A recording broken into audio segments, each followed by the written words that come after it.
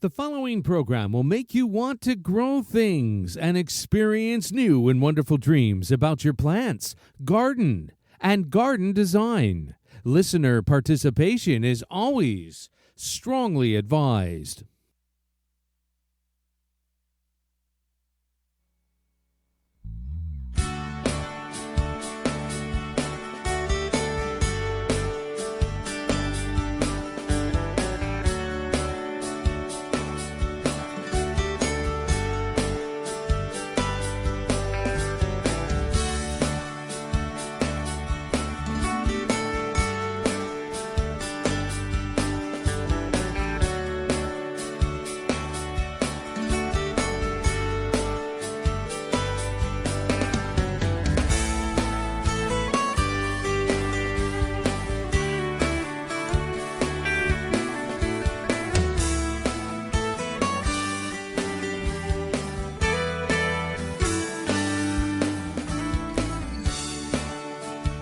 Good evening and welcome to Down the Garden Path with your hosts Joanne Shaw and Matthew Dressing, right here on Reality Radio 101.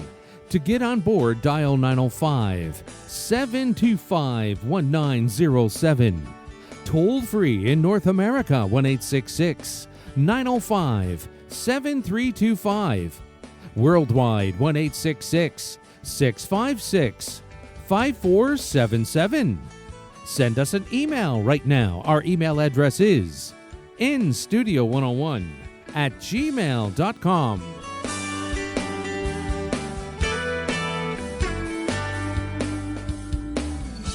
And now, right to your host of Down the Garden Path, Joanne Shaw. Thank you, Gary. Welcome, everyone, to this episode of Down the Garden Path, where each week we discuss down-to-earth tips and advice for your plants, gardens, and landscapes. As landscape designers and gardeners, we think it is important and possible to have great gardens that are low maintenance, and we want to help you make it happen. I'm Joanne Shaw, landscape designer and owner of Down-to-Earth Landscape Design for the past 11 years. It is currently a design-only business here east of the GTA. And with me normally is my co-host Matthew Dressing, but he is away today. So I just want to let you know that we enjoy doing Down the Garden Path each week to bring you interesting, relevant, and helpful topics to help you achieve a great garden. We learn right along with you from each other, from our research, or from the guests that join us on the show. We welcome your questions via social media, emails, or calls. And again, thank you for joining us Down the Garden Path. And remember to subscribe to Down the Garden Path podcast on your favorite podcast app. If you can't tune into the whole show tonight, you can catch it anytime after it loads. So thank you, everyone, for listening. And I'm excited. I'm actually, even though Matt's not here, we have a guest joining us in studio. Welcome, Mark. It's the last Monday of May. So we normally do our June in the Garden segment. And so we're going to do that anyway. We are specifically going to talk trees in our June garden, which is great because Mark Irwin from Bartlett Trees Experts is joining me in the studio to talk trees and answer your questions. Welcome, Mark. Thank you.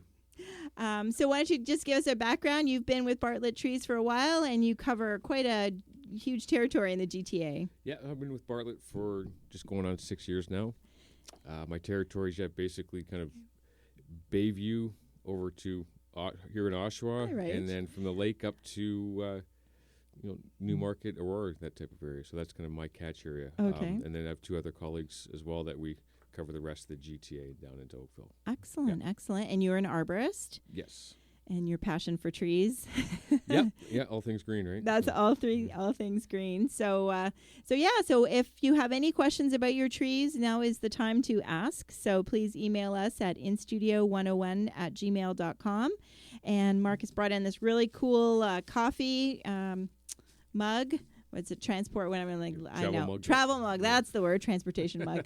Travel mug that we're going to raffle off for everybody who emails in a question. So thank you for joining us. And I'm excited because we were just talking before the show started about one of the upsides of this slow, cool spring has been the flowering trees. They've really done well, and they've really, they're still putting on a great show. Yeah, it's been gorgeous. It's caught me by surprise. Some of the streets I've driven down, and the colors are super vibrant. Yeah. They're really heavy with flowers. A lot of the species, or all the species rather. So it's been a gorgeous spring that way for sure. Yeah. And so we know, though, that the end is near, especially by the time June, the end of the week is June. So I'm just wondering, I think because when we're really in the garden, normally flowering trees have like long left our mind, right? So if there was anything to care for them, any special needs, we've moved on, right? And we're doing lilacs, we're doing other things that bloom in June. So I'm wondering if you have any tips or any suggestions for our flowering trees on how we can care for them. Because I know most of the time it's after they bloom, right? So any pruning or any concerns. Yeah, so you can attack that two ways, I guess. With the pruning, stuff like that comes afterwards because everybody wants the flowers and stuff like that. Right. So when it comes to pruning time, you want to wait till the flowers come off, and then you can start your pruning. But what gets forgotten about a lot of the time is the things that happen before they even come into bud. Okay. So especially for a lot of the fruiting trees, which obviously flower, so be your apples and pears and cherries and all that kind of thing, is the pear trellis rust and apple scab and all those things that get attacked by the fruiting trees. Is by now it's too late to do anything about it. Oh, okay. So the pear trellis rust being a perfect example. If you don't start taking care of that just as they're starting to come into bud, it's too late. Oh, okay. So it's a 3 treatment plan, right. and then about a week, 10 days apart, that type of thing.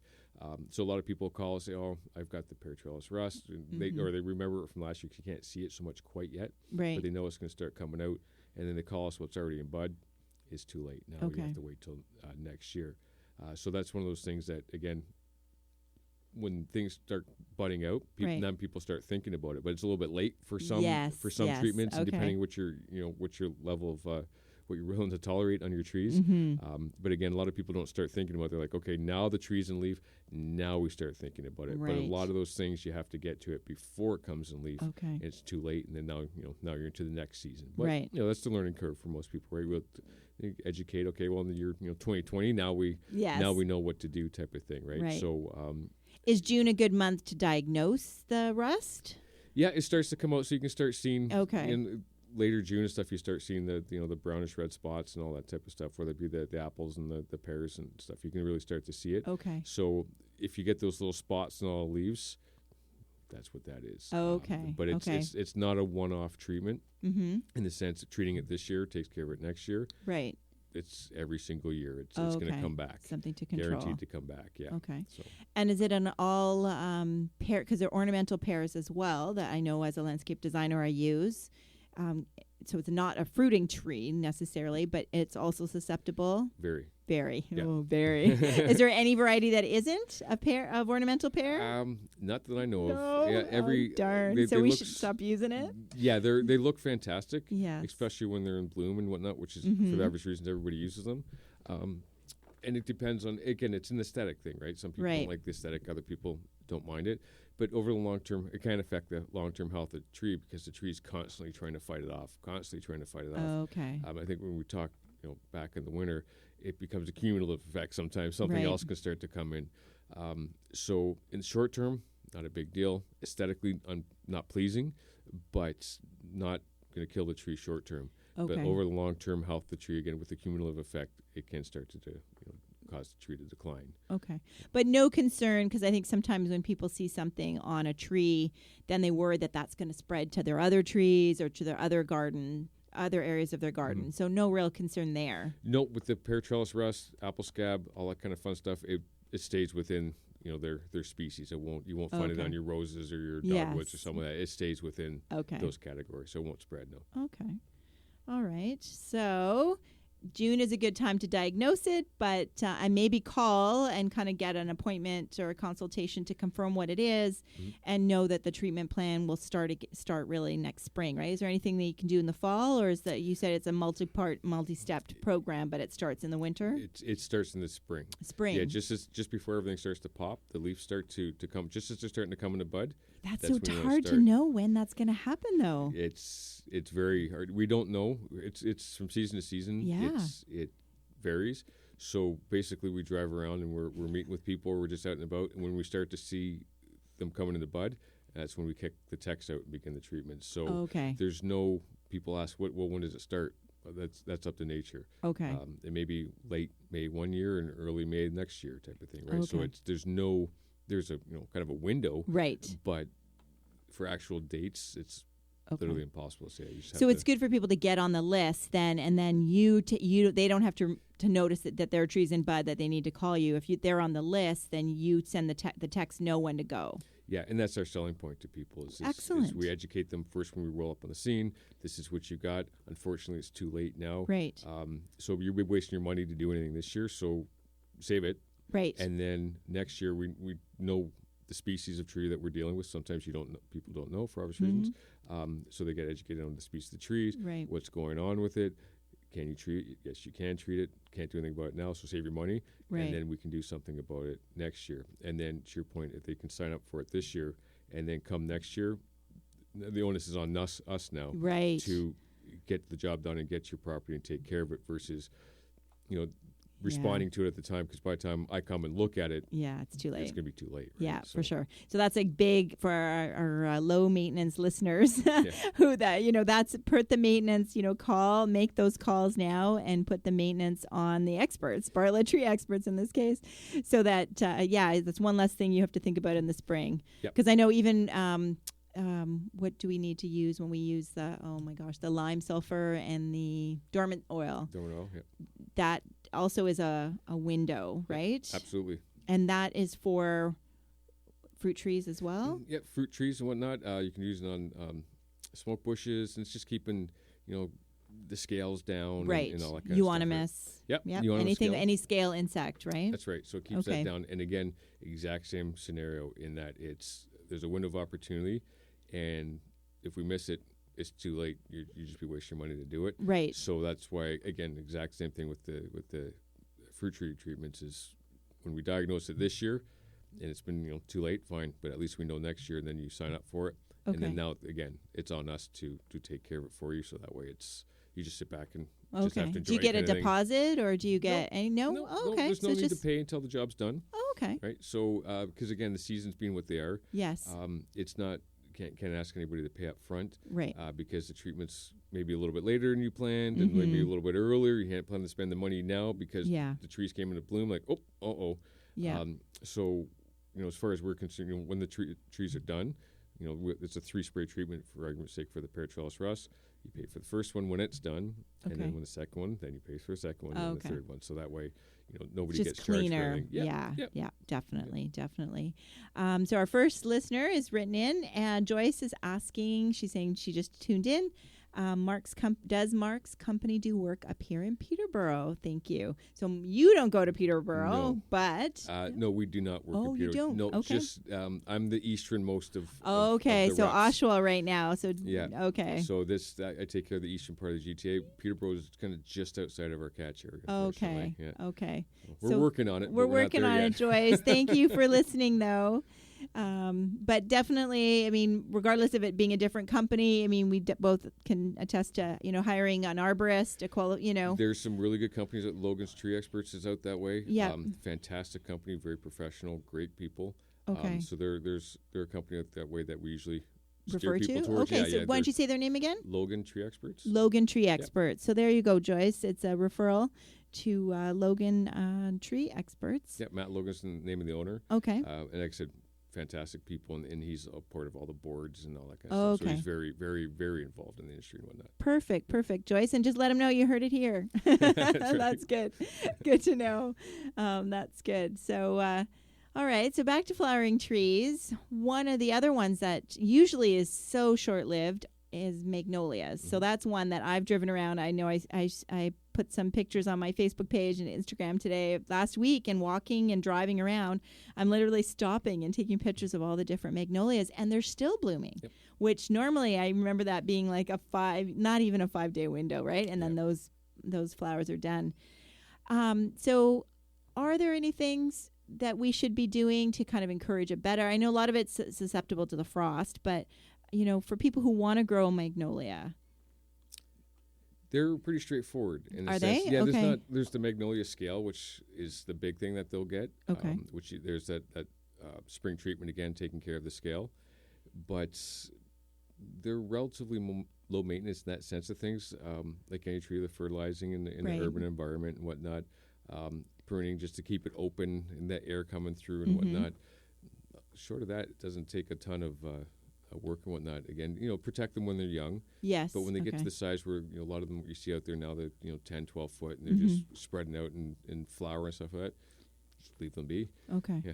Be patient too, because I know I did one. I planted a yellow one for a client maybe 6 years ago, and it is like it's had a few little buds on it. The last few, the first couple of years not much. Last couple of years a few buds. This year it's really looking lovely. Good.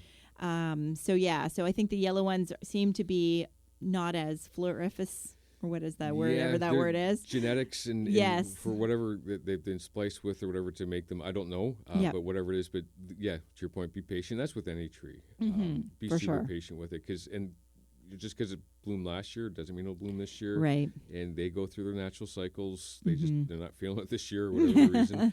So they will go through the natural cycles. So just because your apple tree's not flowering this year, or your magnolia's doesn't have its usual splendor, not necessarily anything wrong with it. Okay. Just maybe it had a harder winter, and it's just saving those reserves for growing Yes. versus expending that energy in the flowering and whatnot. Okay.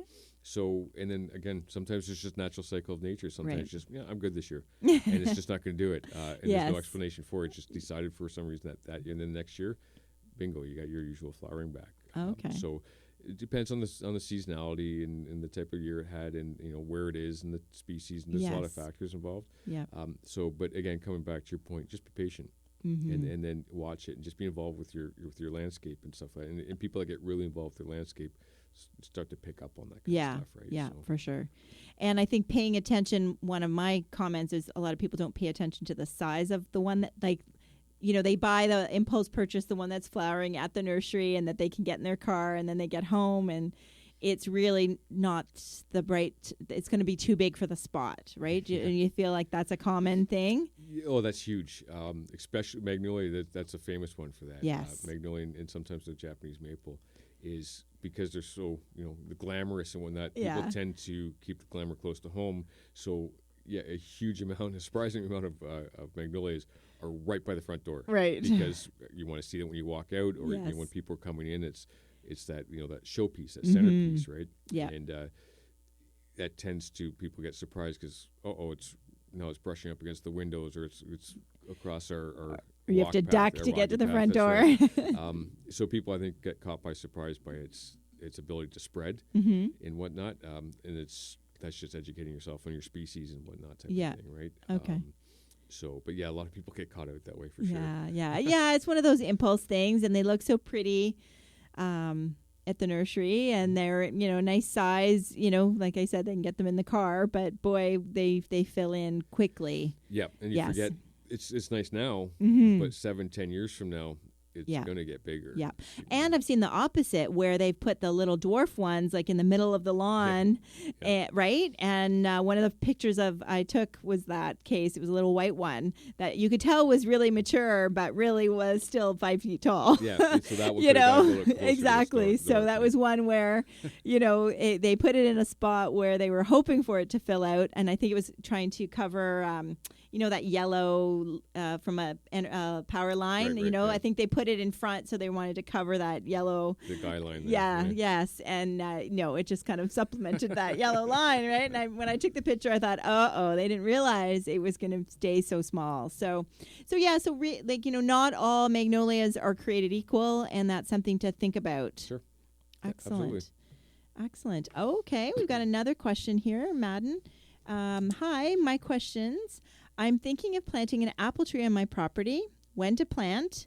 Use any type of starter fertilizer when planted? And when to lots of questions. When to spray the tree for disease control? And when can I expect fruit? This fall, and good thing you can read these questions, right? Yeah, Mark's in Mad Seat, so he can read the questions this time. So thank you very much for your question, Madden. Yes, apple trees. Okay, so I'll field this one at a time. Okay. I'll start with when to plant. Okay. Just not in the height of summer. Right. Do it in the spring, fantastic. Even into the early fall, late summer, early fall is a good time to plant as well. Okay. You can plant in the height of summer too. It's just not ideal Right. for all the obvious reasons. Yes. The ground's high, hard. There's not a lot of water, so I wouldn't recommend doing it then. For all the obvious reasons, especially if you want the high percentage of survivability. Okay. So spring's optimum. Late fall can be okay too. Okay. Then lots of plantings in fall. The tree's been fine come Yeah. spring. So those are your two kind of optimum times to make the planting happen. Okay. So for the fertilizer when it's planted, we use a liquid fertilizer, and we fertilize the entire root zone. It's Okay. really good for a new plant because you come back to the urban environment again. The nutrients aren't there like there would be in the bush and Right. the field and whatnot. So we'll fertilize the trees when they're newly planted all the way up to they're 100 years old, Right. because the soil in the urban environment can always use a little bit of extra. So we use a 2006. It's what we use is it's injected into the ground under pressure. Okay. It's mixed with water, into the ground it goes. So that's the type of fertilizer we use. And then again, a lot of people call us out. I'm planting some trees, and we'll come along, a week or so after the tree's planted, put the fertilizer in the ground, and also, the rep has already been there. Someone like myself. Okay. And then we can also give you advice on how it was planted. A lot of trees are planted poorly, Yes. as we all know. Yeah, for sure. So Too deep, not deep enough, right? Yeah. There's also, and there's 1,000 different theories on it and whatnot Mhm. too, right? So which we have a whole show on that type of thing. But it's always good to have an arborist come by. It doesn't cost you anything for an arborist to come by and just take a look. Okay. So for an arborist, whoever they may be, they shouldn't charge you just to come up and just take a look. So if again, our job is to educate the public, Right. and educate people and whatnot, and give the benefit of what we do. Right. So if somebody calls me up and says, I'd like some advice on, I planted an apple tree, what do you think we should do? Okay, spend 10 minutes with that person. Yeah. On site's usually best. This is wrong, this is right, this is where you should go, this is the services we can provide or somebody else can provide, Okay. and assist with that, right? So it's always good to get a professional's opinion. Mm-hmm. But again, I come back to it shouldn't cost you anything, and that's why I kind of sell that as the point where it's It's a service. have the benefit of somebody's expertise and stuff like Yeah. that, right? So it's nothing for us to come out and take a look and assist with it, right? So, Okay. Number two, Yeah, the spraying for disease control. Do they is it right off the bat Same for thing apple trees? Yeah, apple trees, same as with the pear. Okay. As soon as they start to come in the bud with the apple scab, if they start to break that cover and the leaf starts coming out of that bud, and then you miss that, Yeah. with the first spray, that's 2 after that, excuse me. Right. But if you miss that by a couple days, you can sometimes get lucky, so we'll keep it up. But if it gets a little too far, there's no point. Okay. So when to spray for your disease control is spring. Okay. But when in spring, that depends on the spring we're having. Right. It'll be different from year to year. So again, that's where we come back to our earlier conversation of have somebody come out, take a look, and get you signed up for a program, and then that way it's come next season, Yes. you're ready to rock and Okay. roll with it, right? Would a brand new tree, for sure need to be sprayed? Or It doesn't hurt. okay. 'cause Is it's it gonna- preventative? Yeah. Yeah, totally. So Okay. it gets ahead of it, and then you take care of it this season because it sits Okay. on the bud, and then the leaf comes out. The bud or the leaf picks up it off the bud, and then off you go, right. type of thing, right? Okay. So it's more for if it's first planted this year, I wouldn't lose a lot of sleep over Right. that. You're fine. Okay. So Madden, you're fine. No spraying it this year. Yeah, no, I wouldn't worry about it. And next year, what you can do for this year is watch it. Right. See if it starts to get those spots on it. You can Google and check out what it looks like. It's the reddish brown spots. Okay. And then take a look at, okay, this matches that. Okay, I've got it. Let's get ahead of it and do something about it next year. I would certainly not lose any sleep over it this year. All right. This year, it just gives you an idea of what you've got. Mhm. Take a look at it, and then next year you can start to tackle that kind of stuff. So Okay. And when do those new baby apple trees start to produce fruit? depends on the tree. Oh, okay. Some trees don't have any fruit on them for 7, 8, 10 years Ooh. for whatever reason. Do you know that when you buy them or no? No. Of course. It's not a variety. Some varieties are more prolific than others. Okay. But anybody that can say this one's going to fruit right now. Right. Yeah, it's a little bit of a guesswork on that one. Probably will, but Yeah. just like we were talking about earlier, again, cycles of trees. I wouldn't expect any this year. Transplant, the shock of the transplant, it got dug up from wherever it came from. Now it's getting dropped into the new soil, potentially new environment, because who knows where it comes from. So your weather systems could be different, your air temperatures, all that kind of fun stuff. Your soil's going to be different for sure, unless it was planted down the road, or grown down the road rather. The soil's going to be different. So there's going to be that shock happening, right? So I would not expect any fruit probably for a season or two. Okay. And again, depending on the size of the tree that you're planting as well, right? Yeah. But yeah, for a season or two, I would not be surprised if there was no fruit. And that's not a warning sign. Yeah. It just means it's putting that energy into establishing its root system, establishing its canopy, growing and becoming strong in its spot before it starts. Because again, that fruiting and the flowering stuff, that takes energy. So if it puts all this energy into doing that, then now you haven't increased the canopy, and now it's probably going to die. Right. So it's trying to establish itself and become a strong tree, and then it'll worry about doing all the fruiting and whatnot. Okay. That's great. That's great advice. And Madden writes back saying, thanks for all the great advice. Much appreciated. You're welcome. So, yeah, that's good to know. Yeah, I think we've all seen that young apple tree with like one apple on it, right? So that's all it can, or the pictures of that anyway. So it does take some time. Yeah, and location has a big thing of it, and just a little bit of luck sometimes too. We've all seen that apple tree, crab apple off the side of the highway that's, it's bending over with the weight of all the apples on it. And then somebody that's got it in their nice garden, and they just try so hard, and then it's got one apple. Right. So locationally can make a difference and whatnot. So, it's a little bit of luck of the draw is not the word I want to use, because most of them will, but it's how you care for it and whatnot, right? And you can sometimes over care for them, right? Yes, kill it with kindness. Exactly. It's exactly what happens, right? Yeah. So, it's just caring for your trees and being in touch with it and knowing what's wrong and why it's going wrong. And if you can't figure it out, then finding somebody that can and assisting you with getting that fruit production. Okay. And have you noticed, I know when I first started designing, people, I had a lot of people that bought a house that came with a fruit tree, and they wanted me to get rid of the fruit tree. And now it seems to kind of come around again. I don't know if it's tied with the whole everybody wanting to grow their own food, but there seems to be almost an in thing now. People are wanting to grow fruit trees. Yeah, it's a big thing. It's just plums are starting to catch up. Plums, the cherries, the sour cherries and whatnot are starting to catch on. The pears, the apples, and to your point, that's an excellent point. Is that are really starting to catch on. Yeah. I think for a couple of reasons. It's natural food. It's right there for the picking. You can share it with your neighbors and stuff like that, right? Because most people can't eat an entire apple tree's worth of production. Right. So there's lots for the surrounding neighborhood, and all the kids come by and pick the apples. Yeah. They're not super big. True. Fruit trees tend to stay small. Yep. So small yards, right? These days. Yep. Yep. So people don't have as much space.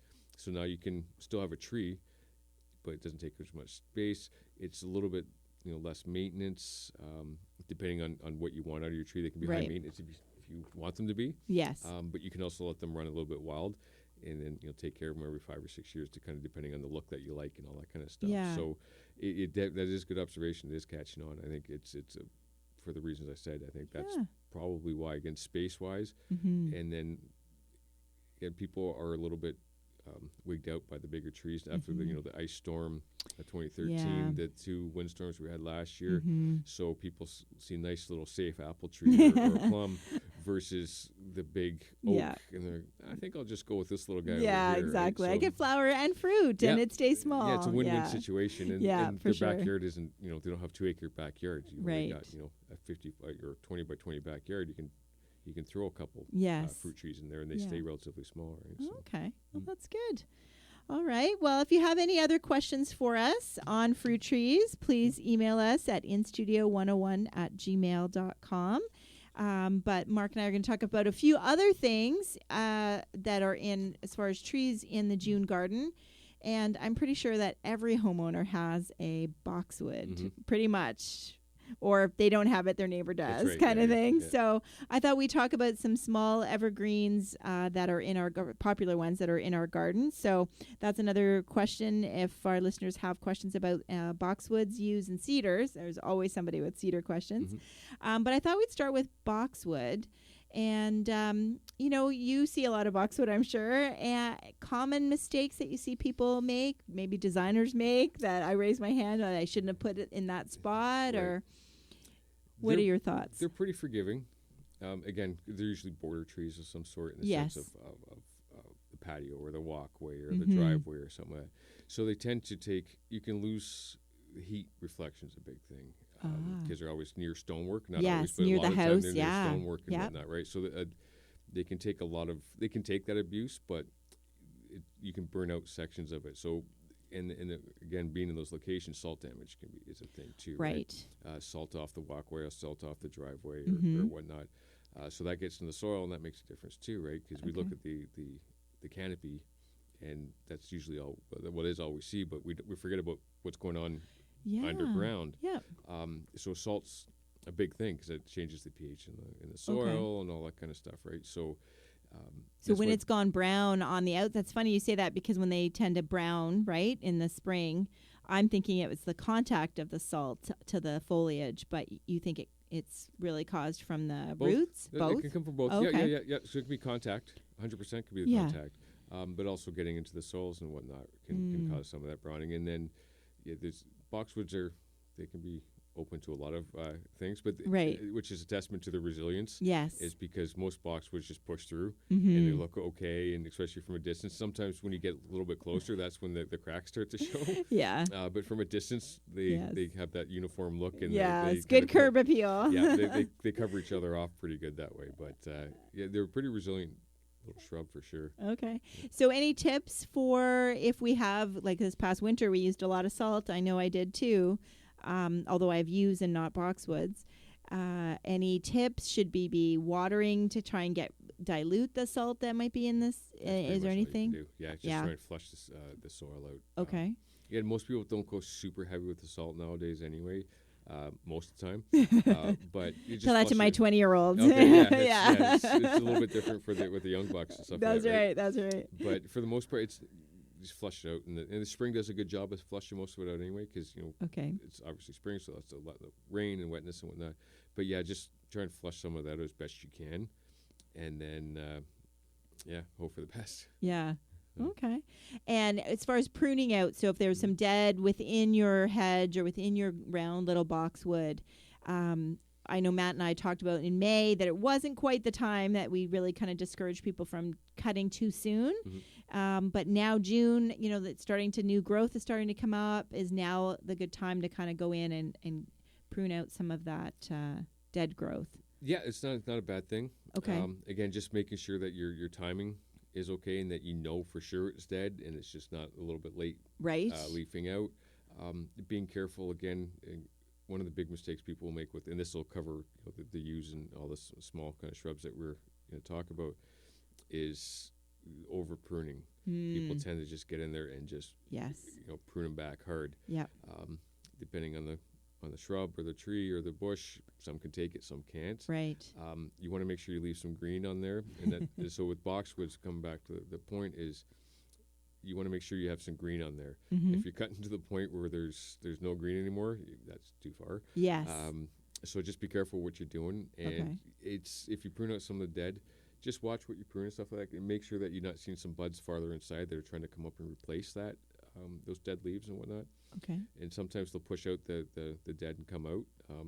So it's wise just to be careful, right, and just not go crazy with your pruning. Just take an extra second, take an extra look, and take a look and see what it is that you're. And keep in mind there will be naturally dead stuff inside. Right. It's not getting sunlight and stuff like that. So there is going to be dead in there naturally anyway. So just being careful to be patient and take a look and see if there's any buds coming out. If it's trying to force out some buds, good. Leave it be. Yeah. See if it can recover. And you probably recommend people using hand pruners as opposed to hedge trimmers in this case, because they just get away from you, right? It's much harder to control. It is. It depends. You get two different looks. Right. With the hand pruner versus the hedgers. We use hedgers all the time. So don't get me wrong. Oh, yeah, we use hedgers all the time with boxwoods. But you're professionals. And it's we know what we're looking for and whatnot. Right. And a lot of private homeowners do just fine with it, right? little bit of experience, and whoops, that was a bad idea. And I won't do that again next year. So you might have to replace yourself a cedar or two. Yes. Just because you made a mistake and went a little bit too hard. So you can do the hedge pruners. Okay. They work really well, and you get the nice straight lines and for the hedgers and stuff like that. And yeah, we've got the time in, so we do know we can make it look all pretty and keep the straight lines and stuff like that. But with the hand pruners, it's more labor intensive for obvious reasons. You're not just running the hedgers across the top and the sides. But they work well for getting out like the winter damage kind of thing, right? For that's different. Yes. You want to get in there with a pair of snips and get that out. Yeah, you can't do that with the hedgers. Absolutely. Yeah. And sometimes I think the problem with them being like at the front walkway or lining the driveway or something like that is that maybe it's not the salt, but the snow and the ice that kind of get abused that way, right? So they come and we're thinking they're dead because of salt, but really it's been broken. They've got some broken stems in there, and so it does take a little bit of investigating. Yep, and then now you start getting into the diseases and all that type of fun stuff, right? The leaf miners and the psyllids and all that kind of stuff, right? So.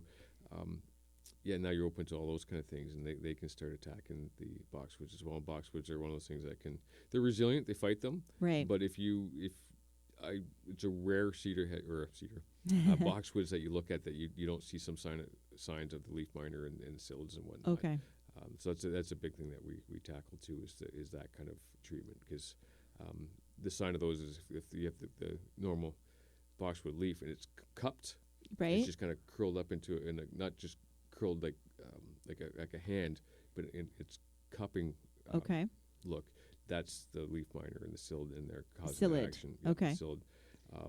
So if you go out and take a look at your boxwoods, unless you're getting it treated, I will almost guarantee that you've got them in there. Maybe not a ton, but you'll see that cupping in the leaf and the stuff. And will that kill it? Again, long term. Long term. Yeah, it's a long term. It's not going to happen overnight or next year. Okay, but it's weakening one of those things where it's weakening it. Yeah, it's weakening it over the long-term health of the tree or the shrub and aesthetics again. Right. Depending on how bad an infestation is. So aesthetically, it looks kind of funny because the leaf starts to dry up and turn a little bit brown. You get that cupping and stuff, so it doesn't look as nice. And again, that long-term health of the tree, it's constantly trying to push that out and fight and trying to increase canopy, and then your little row of boxwoods will start to degrade for sure. Okay. Yeah. And when you're if you're trimming it, are you trimming off those insects? You can. Okay. Yep. It depends how deep you want to go with your pruning and whatnot and how they get in there. But they'll get into the parts of your little hedge that you're not going to be able to prune out. Right. Without cutting down into where there's no green anymore, and then now you've killed your tree. Okay. So you're best just to treat it, right? Okay. Yeah. All right. Well, and I think some of those things might apply to use, but we do have a question from Mike. He's saying, "Hi, Joanne. Love the show this evening. Thank you for a do-it-yourselfer." Sorry, Mark. Mm-hmm. Any tips for pruning my trees? Anything high up not able to prune with extension pole, we would definitely call the pros. So not sure what kind of trees you're talking about, Mike. So if you can write in and tell us what type. Yes, any No tips for do-it-yourselfers. That's a whole different show, Mike. No. For do-it-yourself, it's a fantastic thing. All kidding aside, because again, you're in touch with your property and your trees. You know what's going on, and knowing what's too big for you, and knowing what you can handle safely. Because YouTube's full of people that scary, that get a little bit over their heads type of thing, right? So just doing it safely is the big thing. Is as long as you're doing it safely, then go crazy. So for pruning your trees, again, it's a huge part for what kind of trees being pruned. Right. You can take out low dead wood, maples and spruces and all that kind of stuff. So if you're just looking to clean up aesthetically, yes, or even think of locusts, right? They kind of die out quite a bit, and those little branches, you can kind of clean them up a bit with your extension poles. Yeah, if you have the pruner poles, then you can push it back from the edge of your roof, or clean up around your sheds and all that kind of stuff. So you can push things back in a way and clean up wherever it needs to be cleaned up, around your property, or push it back from your barbecue, Right. even and whatnot, right? So if you're going to do it yourself in that sense of Or things, your neighbor's trees. or your neighbor's trees, that's a Right? whole That's a fun whole topic big right there. one. Yeah, that's a whole show on Yeah, what you that's- can do with your nature's. With That's your, where the boxing gloves come out, and That's then right. it starts really getting really interesting taking bets. But if you're going to prune the trees yourself, whether it be a small shrub or a larger tree, if you're doing it yourself with a pruner pole or hand snips or something like that, just don't cut mid-branch and leave just that stub, as we call it. Cut near where the bud is.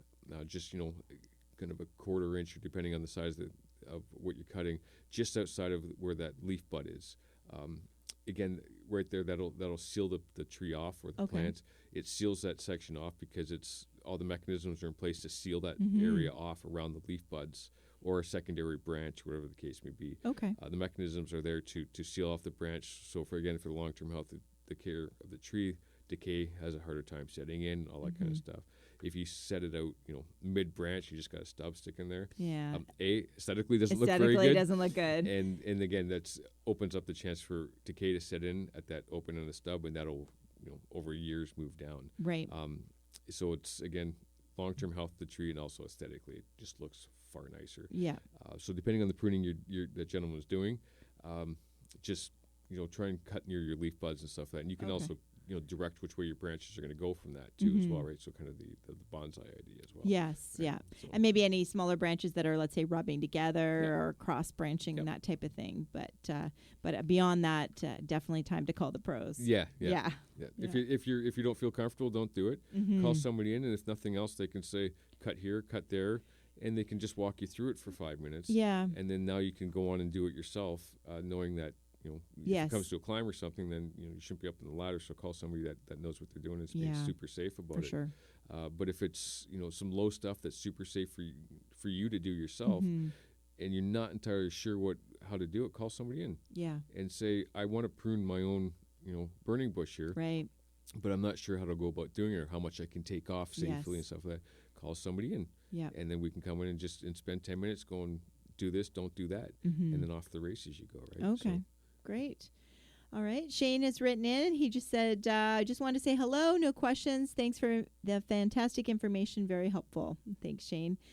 So we are talking trees here tonight in our June in the Garden segment on our last day of May, which we traditionally do. Mark is here with Bartlett Tree Experts. I keep having to read it off of your shirt, so I remember. So we've talked about flowering trees, and now we're talking about the small evergreens that all of us seem to have in our gardens, and often mistakes we make. My preference when in designing and in my own home are yews, actually. So I have dense yews and Hicks yews, and I just love them. And my contractors joke now, like if I actually happen to do a design without one, they're like, "What's happened? Where are the yews?" That type of thing. So but I do have a challenge, especially my Hicks yews. I find they get really thin at the top, and I'm scared to cut too much, and I am nervous to use my hedge pruners, but then my hand pruners don't seem to I'm like, oh, I'm not really making any difference here. So are there some tips with the different, I know, and I'm sure maybe our listeners don't realize that there's different varieties that have different growth habits. So any best practices there? Yeah, yews they can everything from a small shrub to a tree, right? Yes. So it depends on the type of most of the yews that you'll see around here and in the city and whatnot are, the small shrub in a hedge formation in front of somebody's house or something for, 90% of the time. You don't see a ton of the yew trees, but they are out there, and they're actually really neat looking. They're very neat, but for the small, people that plant the yews in the same sense as that they put the boxwoods in that they have the border tree or some privacy screening for a low window and whatnot, or just kind of a corner piece if they get the big ones. The idea is still the same in the sense of depends on the look you want, whether you use the pole pruner or hand snips or the hedgers. You can still do both. Depending on the look that you like. If you like a little bit more of the wild look, then you use the hedge trimmers, or hand trimmers. The hand pruners or the pole pruner. If you want the more refined, English Mm-hmm. hedge kind of thing, then you bring out the hedgers, and you can really get that really clean look. Okay. So it's very subjective on that one. Again, we have a lot of people with the 30-year-old the you. property managers and stuff like that, or the people will come in and just prune them all the way back. Yes. And then they're left with bald spots all over the place, and landscapers and whatnot. They don't mean anything by it. They're just trying to push it back from the side of the walkway, or they're trying to push it back from the driveway or from the front of the house, or wherever the case may be. You have to treat it the same as leave some live growth there. Okay. If you don't, and more than just a little bit. If Right. if you have one needle, that's not live growth. You want to make sure you have an inch or two of that live growth. Otherwise, there's no canopy. Right. And it needs that canopy to generate More all growth. the energy and stuff like that. So without that canopy, it's not collecting sunlight, which now nothing's happening. Right. So you want to make sure you have that canopy out there, an inch, at least 2 inches or so of that growth. So again, it's just like if you shave down a big oak tree or something like that, and leave 2 leaves on it. Well, technically it's still alive, I guess, but it's not going to last very long. That's right. The same thing goes and we kind of lose sight of that, I think, a little bit because they're smaller. There's a lot more of it in that sense of it's that thick wall of foliage and whatnot. So we lose sight of it. It's still serving the same function. Right. It's still a canopy in that sense of things, right? So if we shave that back too far, we're getting rid of the tree's ability to generate itself. So isn't the important thing is then to do a little bit every year? Like I think in that case, it's something that we let go for 5 years, and then we're like, oh my gosh, That's it's impeding the walkway. I need to cut this back 2 feet, and that's when it's too late. So I think that's when you've talked about being aware of what's going on in your yard and staying on top of it. So trimming the yews a little bit every year is better. Yeah, and we come across that all the time, as you, I'm sure, is some people are in touch with their environment all the time. They're always looking at it. They're always aware of it. They always and they're keep it exactly where they want. Other people just, oh yeah, I forgot about that thing. Yeah, and it's been 5 years, or you just bought the house. Yes, a lot of that, right? So you just bought the house. Now you go, okay, now how I want to keep the yew. Yeah, but I need to tame this guy. Yeah. How do I do that? It's tricky. Yeah, it's very tricky because it can get to a certain point where you can't prune anymore. Right. This is what you've got. Yeah. That being said, you can kind of stage it over the life, over 4 or 5 years, is push it back a little bit this year, get some more of the interior growth, push it back again next year, or even 2 years from now. That's one of those monitoring things that somebody comes in and says, I'd wait this year, do it next year. But try and push it back as far as you can, just allowing that interior growth to spring, and that gives you room to push it back. Okay. Keeping in mind that you're going to come back to major branches. If they've gotten that big, at some point you're going to hit some major branches that's it. Yeah. This is what you've got right now. And you can maintain that look now, but it may be 6 inches, bigger than you wanted. That's or it's time to bonsai it. Yeah, that's right. Or it's just you have to cut it out and start all over again. Yeah. So you can definitely, to your point, stage your pruning over the course of years and just be patient and push that back. You can definitely get that most of the time. Right. Okay. And I just to let our listeners know that is something, I think they often think that they can only call an arborist for the big trees and the big stuff, but that you can be very helpful with some of those, because sometimes those yews, like mature yews, are not cheap to replace and take a long time, to get to a 6 foot or 5 foot stage.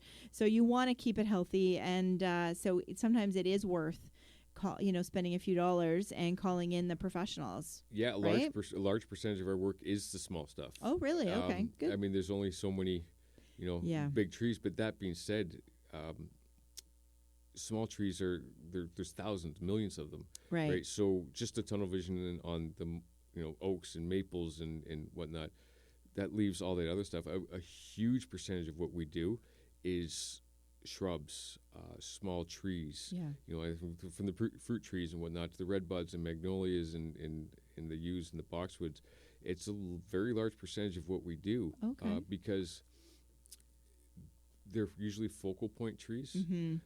They're usually trees that are right in the middle of your yard or right by your front door or close to your home, or something that you're trying to show off in the backyard growing up on either side of your trellis or whatever the case may be, right? So a lot of focus people's focus goes on those trees because, okay, there's the big oak. It's doing what oaks do. And, okay. Yeah, it's in the background. Yeah, okay. So it's a background tree. And a lot of people actually, those get neglected sometimes in favor of the small trees. So a lot of the small trees, it's a huge percentage of what we do, surprisingly. A lot of people are like, oh, you do that? Actually, kind of 80% of what we do sometimes is just the small stuff. Okay, So, good to know. Well, there you go. So time, as it always does, is flying. I thought we'd skip to Japanese maples. I know we talked briefly about them. You mentioned it. But I think that is a common tree that people know they're expensive. Many people have one. And myself included, I'm afraid to prune it, and I'm afraid to take off a branch, or to thin it out, that type of thing. Is it something? And I know there's certain, because it is a maple tree, so I know the sap is right. I know there's spring is not the time, right? I know that about. Couldn't it bleed? It can a little bit. Okay. It's Japanese maple come in that category. You can kind of get away with doing them any time of year. Oh, good to know. Okay. All right. And any things we should, best practices there? No, it's a decorative tree, ornamental. So a lot of the same things that applies to other ornamentals, because again, they're getting sculpted and made to look really pretty and stuff like that, right? So it depends the look that you want out of it. You don't need to be super gentle with them. They're relatively forgiving. Oh, okay. In the sense of you can butcher any tree, right? Right, So if for sure. you're not sure what you're doing, I don't know. People seem to think, and me myself included, I've been designing with them for years. See them as being a bit more fragile. They look it. Yes. They're a delicate looking tree, but it is a tree. Yeah. Trees are pretty resilient. They're pretty tough. Okay. We can make them look bad. We can make them look funny. Yeah. But they'll usually push through. Yes. So they're not as delicate as people think they are. Just like any tree, you do the wrong thing, you are going to kill it. Yeah. So Japanese maples, you do have to be careful in that sense of things, but you don't have to really tiptoe through the tulips with them either. You can make them look the way you want, whatnot. And you were mentioning it before we got on air about wilt, a problem. So that's because they've been so late to come out this cool spring. People are just realizing that it might not be coming back. Yeah. It's the verticillium wilt it seems to be taking hold on some. I've seen a couple last week that are dead, or half dead. I've seen a couple that were just full on stone dead, and then one I actually saw today it was halfway there. And repeat that again? What's it called? Verticillium wilt. Verticillium wilt. Okay. So it gets into the cambium and chokes off all the nutrients coming up on that. So it basically just chokes the tree out. It's kind of like a Dutch elm disease or something. Okay. So, and mature, whether they're newly planted or mature trees, or? They've all been mature trees so far. This year that I've run across, they're all 30 years old and 25. So they're well established. People are very upset. Oh, yes. Particularly so because they were fine last year. Yeah. They looked fantastic. It's in there. Trees take years to really show sometimes. I think it was just for whatever reason, it's the winter. Just that was it for them. Right. So people were like, it was fine last year, and then now it's dead. It gets in there. If you cut, you can see if you know what you're looking for, you can see it. Okay. And people take it pretty hard, especially the older ones, because they've really got a lot invested in them. Time, energy, and just for sure, some TLC for them, right? All right. Is there anything we can do to prevent it or diagnose? So it's just one of those things that sneaks up. It's in up. the soil. Okay. There's literally nothing that you can do about it, as far as I know. We've looked into it, and it's in the soil. It gets in the soil. Yeah. So that's not really much you can do about that. Yes. Yeah. Okay. All right. And so as we wrap up, I just wondered if you wanted anything anything that your industry is noticing or on the lookout for when it comes to our trees that we wanted to kind of more of a service announcement pay attention to, or I think the big thing that's kind of grabbing hold right now is the oak. Okay. I think we discussed before, but it was the oak that's coming. It's in the States, in Detroit and whatnot. It's starting to, oak wilt is coming across into, it's probably here somewhere in Windsor or something like that. That's kind of the big thing that people are looking out for. It's not here yet. Okay. But that's where we're trying to get ahead of it by our pruning practices. So oaks we're trying to do, in the winter. Okay. Because it's not going to attract the bug that has the wilt on it and type of thing. Okay. So, and that's all oaks? As far as I know, Okay. I think some oaks are more susceptible. I think it's red oak is a little more susceptible, to it than others. Okay. So I think that's still being figured out. It's people are still trying to sort out what it is and what it's doing and where it is. Okay. Some oaks are far more susceptible to it than others, but they all seem to be getting it. It's not here now. Okay. And that's why we're trying to institute the pruning practices now to slow that spread, right? So Okay. instead of it being here, So we can still plant them, and Yeah. because Oh, yeah, red for oak is sure. a great native tree, right? Like it's a great tree. Why should you stop, right? Yeah. But we just need to know that it's not here now, and hopefully we can keep it at bay for 10 years, 15 years. Yeah. Who knows, right? Okay. And it's being smart. Good. And trying to stay ahead of it. So. Okay. And I wanted to ask about the box tree moth that Landscape Ontario, I know, has sent a bunch of notices out that there's kind of been a couple of cases, I think, in Western GTA Yep.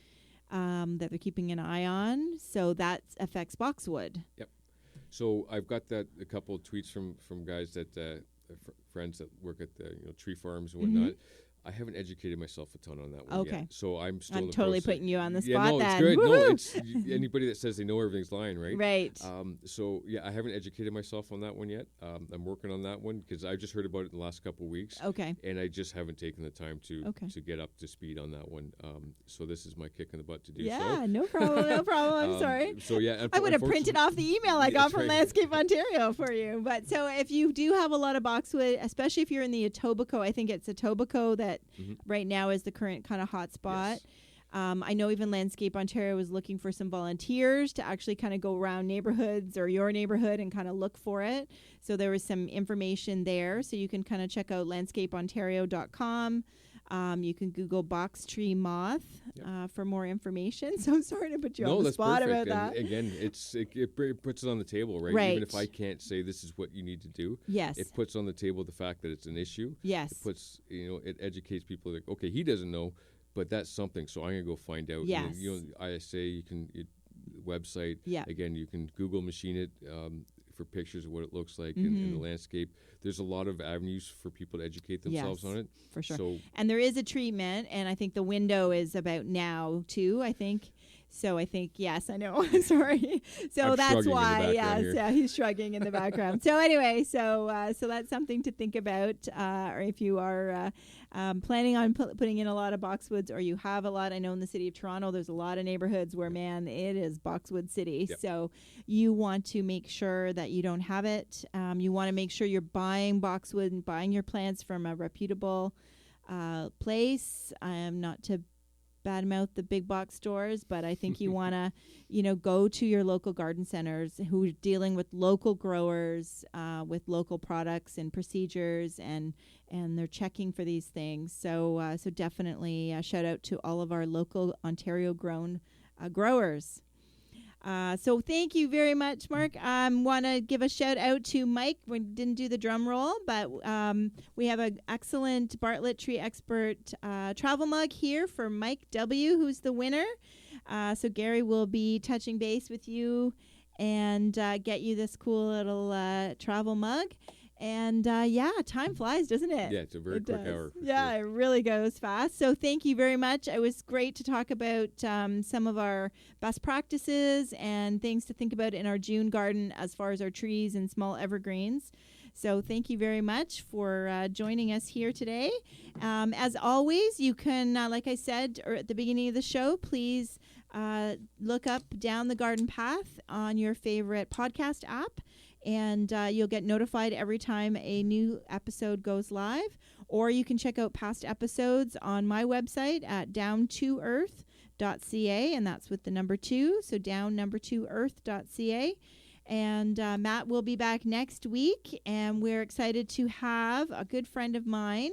I wrote the notes here. So on June 3rd, Richard Gowder, who is passionate about the environment, and his interest in climate change goes back 25 years.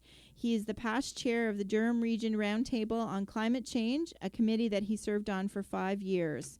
So he's going to talk to us about, how that evolved over the last 5 years And we're, just going to have a serious little discussion about climate change next week. So I'm looking forward to that, especially of how it has pertained and affected Durham region, which is the area we are in now. So I wanted to thank everybody for listening and for joining us down the garden path here on Reality Radio 101. Thanks again, Mark.